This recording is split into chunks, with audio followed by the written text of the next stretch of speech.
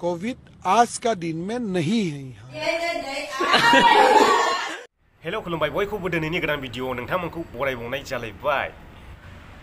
थांनाय मास मोनसे सिगां मोनसे भिडिअ मोखां बिजाबाव गोख्रोङै शेयार जागासिनो दङ।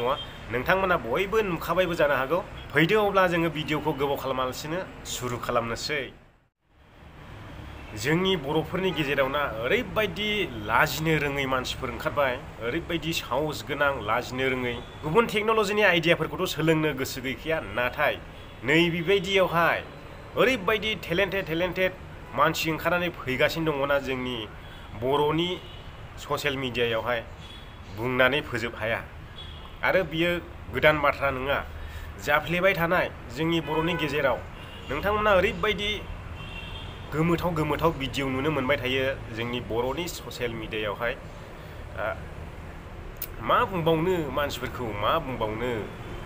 नोंथांमोना स्क्रिनाव नुलांबाय थादों भिडिअखौ। बे मानसिया बबेनि आरो सोर मा नाम बेखौ आं जेबो मिथिया, नाथाय बिनि जि आखु देखायदोंना, माने मानसिफोरनि गोसोआव एन्टारटेनमेन्ट खालामनो, कमेडि खालामनो जेबो लामायानो गैला। बेखायनो दुगैनानैहाय फायखानानिफ्राय ओंखारग्रोमोना कमेडि खालामनो, कमेडि भिडिअ खालामो, सर्ट भिडिअ खालामो, रिल भिडिअस खालामो।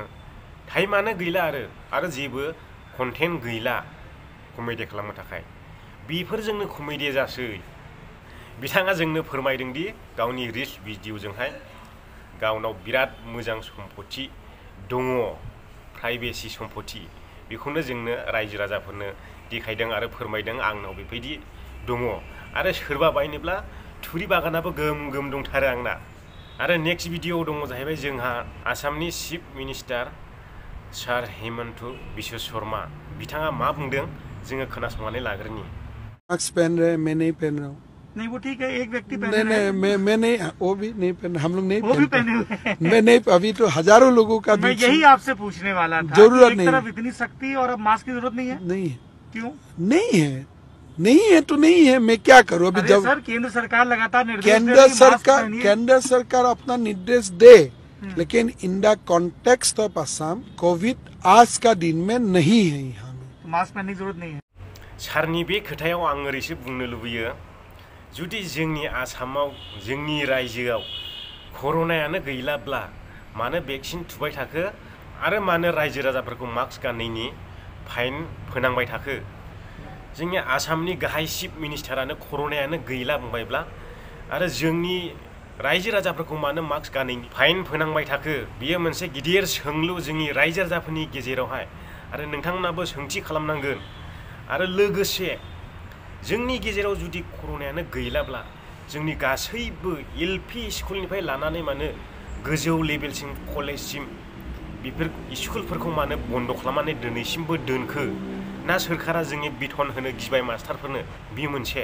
दिनै एलपि स्कुला थांनाय 2020 निफ्रायनो बन्द जानानै दङ।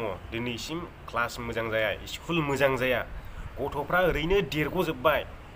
जोंनि एलपि स्कुलनि गथ'फ्रा दा ओरैनो देरबोगासिनो दङ, नाथाय फरायनायाव गैया। बिसिनि फिउचारा मा जाहैगोन, बिसिनि लाइफआ मा जाहैगोन, बिसिनि रोंगौथिया मा जाहैगोन, बेखौ दासिमबो सरकारा नोजोर होआखै। नाथाय बेखौ नोजोर होनायनि बिबाना जों रायजो राजानिसो बिबान। जुदि जोंनि गाहाय चिफ मिनिस्टारानो जोंनि आसामाव कर'नायानो गैला, मास्कनि गोनांथि गैला होननानै बुंबायब्ला आरो मानो लकडाउन होबावखो, मानो मास्क गाननायनि फाइन फोनांबावखो? हगारजोबदो खुला, आरो स्कुल कलेज गासैबो खुला हगारजोबदो। जोंनि गथ'फ्रा ओरैनो बेखार देरबोगासिनो दङ। आरो जोंनि गामियाव मोनसे एलपि स्कुल दं, बर' मिडियाम। जेब्ला आं न'आव थानाय समावहाय आङो नुबाय थायोमोन, सप्तासेयाव खनथामबो फैया खोमा मास्टारा, ओरैबायदि। अब्ला जोंनि गथ'फ्रा मा लेखा रोंनो, मा रोंगौथिनि सेन्टेनमेन्ट हाबनो जोंनि गथ'फोरनाव? जुदि नोङो फोरोंनोनो गोसो गैयाब्ला, जुदि मास्टारफ्रानो जुदि फोरोंनो गोसो गैयाब्ला साख्रिखौनो गारदो आरो गुबुन मास्टार सोदो। आरो बेयाव दासिमबो जोंनि बर'नि सरकाराबो आरो जोंनि बर'नि आफादफ्राबो जोंनि फरायसालिफोरखौहाय ओरैनो मुंल' सुयो ससियेल मिडियायावहाय, नाथाय बेयाव थांनानै नोजोर होनायखौ आङो नुनो मोनाखै दिनैसिमबो। नाथाय बैयाव मास्टारफ्रानो दिनैसिमबो फैया दै।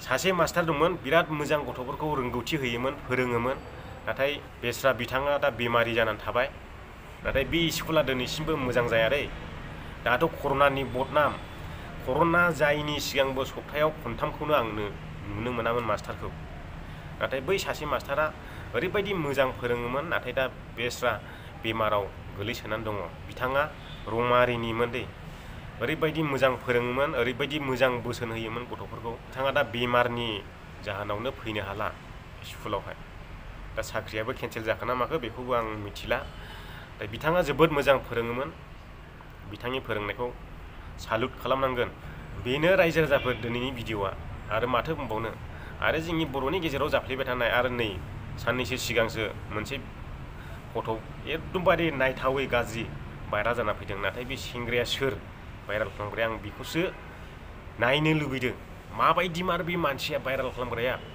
बै सिख्लानाव सोंब्लानो मिथिगोन साननैसो उनाव आङो बिनि भिडिअ लाबोगासिनो दङ जोबनायाव आंनिफ्राय मोनसेल' खावलायनाय नोंथांमोननिसिम नोंथांमोना आंनि भिडिअखौ नायनो मोजां मोनोब्ला चेनेलखौ अननानै साबस्क्राइब खालाम नोंथांमोना भिडिअखौ नायनानैल' थाङो बेखायनो नोंथांमोननिसिम खावलायनाय थाबाय चेनेलखौ अननानै साबस्क्राइब खालाम आरो नोंथांनि लोगोफोरनो शेयार खालाम गोजोनथोंसै